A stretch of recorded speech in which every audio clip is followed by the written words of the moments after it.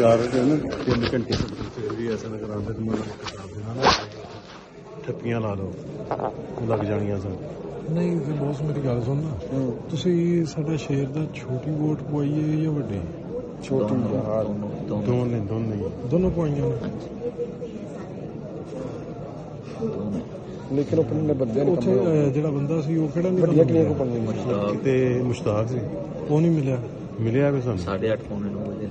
ਮੁਸ਼ਤਾਕ ਦਾ ਪੂਰਾ ਨਾਮ? ਉਸ ਤੋਂ ਬਾਅਦ ਮੁਸ਼ਤਾਕ ਉਸ ਤੋਂ ਬਾਅਦ ਨਾ ਇੱਕ ਜਿਹੜਾ ਸੀ ਰਜ਼ਾਕ, ਉਹ ਆਇਆ ਕੋਈ 12 12:30 1 ਵਜੇ ਦੇ ਕਰੀਬ ਉਹ ਆਇਆ। ਟੋਟਲ 162 ਦਾ ਹੀ ਕੰਮ ਪਿਆ ਬਸ,